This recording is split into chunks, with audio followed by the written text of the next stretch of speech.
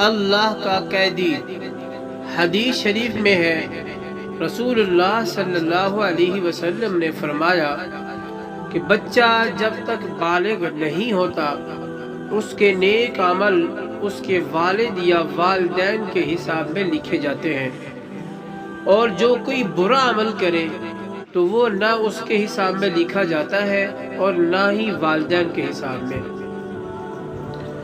پھر جب وہ بالغ ہو جاتا ہے تو حساب اس کے لیے جاری ہو جاتا ہے، اور دو فرشتے جو اس کے ساتھ رہنے والے ہیں ان کو حکم دے دیا جاتا ہے کہ اس کی حفاظت کرے اور قوت بہم پہنچائے۔ جب حالت اسلام میں 40 سال کی عمر کو پہنچ جاتا ہے تو اللہ تعالیٰ اس کو 3 قسم کی بیماریوں سے محفوظ کر دیتے ہیں: جنون، جذام اور برس سے۔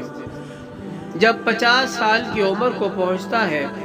تو اللہ تعالیٰ اس کا حساب ہلکا کر دیتے ہیں۔ جب 60 سال کی عمر کو پہنچتا ہے تو اللہ تعالیٰ اس کو اپنی طرف رجوع کی توفیق دیتے ہیں۔ جب 70 سال کو پہنچتا ہے تو سب آسمان والے اس سے محبت کرنے لگتے ہیں، اور جب 80 سال کو پہنچتا ہے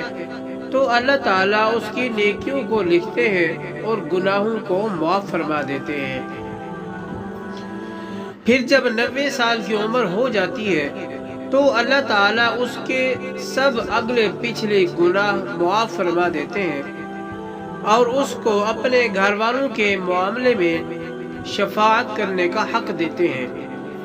اور اس کی شفاعت قبول فرماتے ہیں، اور اس کا لقب امین اللہ اور اسیر اللہ فی الارض، یعنی اللہ کا معتمد اور زمین میں اللہ کا قیدی ہو جاتا ہے،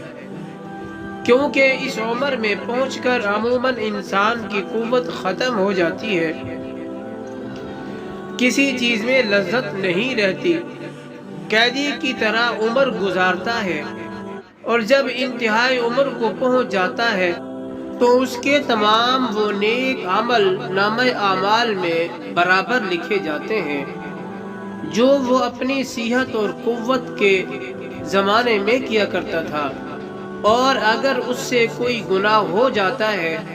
تو وہ لکھا نہیں جاتا۔